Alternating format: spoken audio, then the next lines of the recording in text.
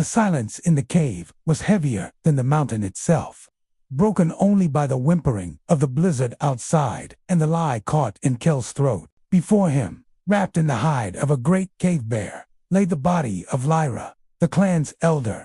Her face was peaceful now, a stark contrast to the agony that had twisted it for the last moon cycle.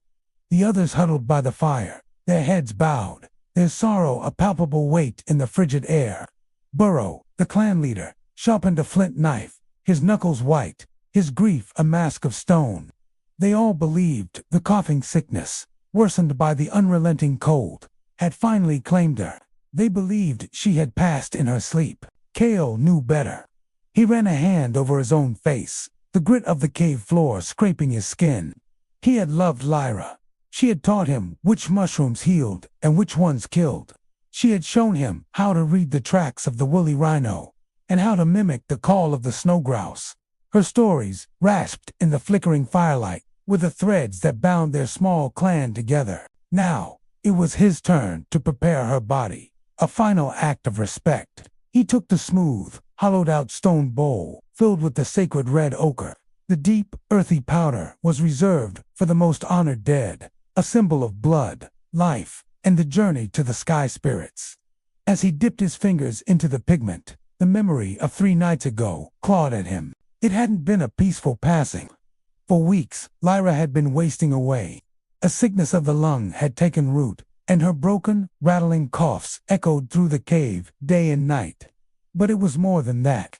In her final days, the pain had stolen her mind, turning her whimpers into thin, sharp cries that sliced through the dark. Cries that carried on the wind. Cries that were a dinner bell for the cave lions that stalked the high ridges. Twice, their hungry scent had drifted into the cave mouth, a promise of violence. They were all weak, their winter stores dwindling. A single attack would be the end of them. 3 nights ago, Kale had been on watch. The blizzard had just begun its assault.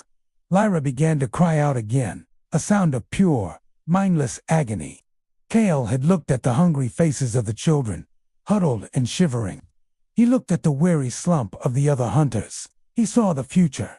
The lions, drawn by the sound, a flash of tooth and claw, the end of his family. He had picked up a heavy, smooth river stone, one they used for grinding roots. He had walked over to Lyra's sleeping furs.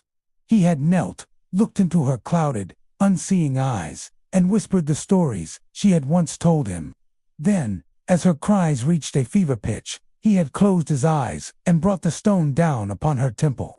The awful sound had been swallowed by a sudden gust of wind, a secret kept between him and the storm. Now, his fingers trembling, he painted the ochre onto her cold skin. He drew the symbol of the great eagle on her forehead, for vision in the next life.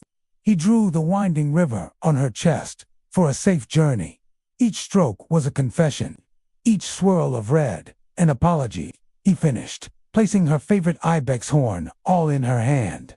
He had done his duty.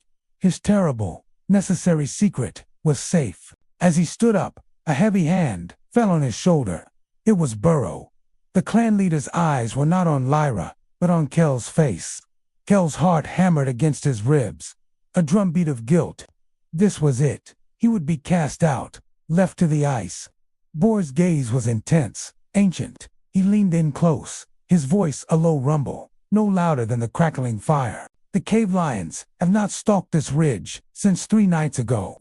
Burrow rasped, his thumb pressing firmly into Kel's shoulder. Her spirit is quiet now.